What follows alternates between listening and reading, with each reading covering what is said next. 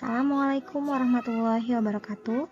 Kami dari kelompok 3 akan mempresentasikan terkait ruang kolaborasi modul 2.1 tentang pembelajaran berdiferensiasi pada situasi 4 yang ada pada SMA. Yang pertama, perkenalkan di sini ada Pak Junaidi SPD, kemudian Ibu Rina Triani, dan saya sendiri Safitri. Selamat menyaksikan.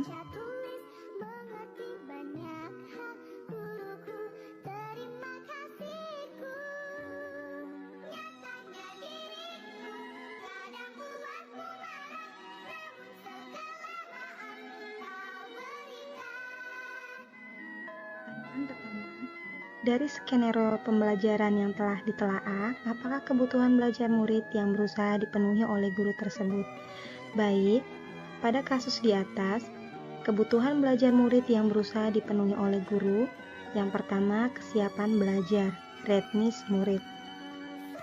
Pada kasus ini tampak pada pemberian paparan materi secara mandiri dari berbagai sumber yang dilengkapi dengan pertanyaan pemandu. Kemudian, pemberian asesmen dalam bentuk kuis tertulis serta permintaan umpan balik murid ke temannya.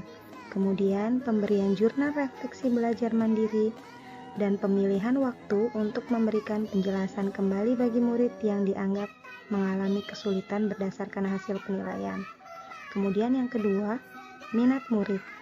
Pada kasus ini tampak pada pemilihan lokasi terkait dengan tugas yang diberikan, kemudian pemilihan paket info digital yang diinginkan seperti video singkat, poster digital, situs web, rekaman suara, dan sebagainya. Kemudian pemilihan sumber informasi yang diinginkan, artikel dari koran atau video. Dan yang ketiga, profil belajar murid. Pada kasus ini tampak pada pemberian sumber-sumber informasi dari berbagai jenis media, seperti artikel dari koran dan video-video dari KHT, WWF, dan Greenpeace. Kemudian, model penugasan yang berbeda-beda seperti video, situs web, poster digital, dan sebagainya.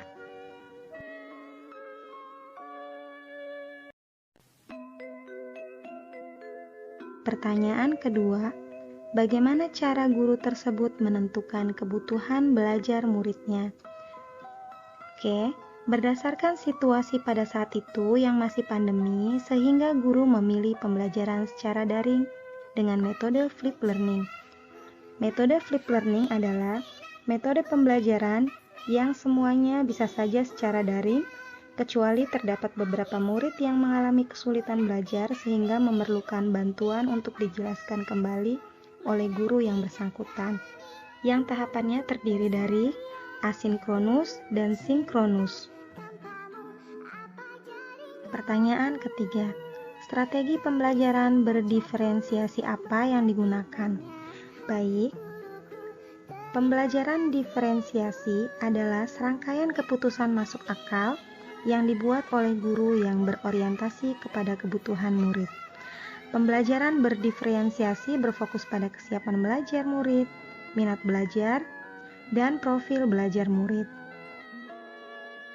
Strategi pembelajaran diferensiasi yang diterapkan oleh guru, yang pertama, diferensiasi konten mengacu pada materi atau informasi yang diajarkan kepada murid.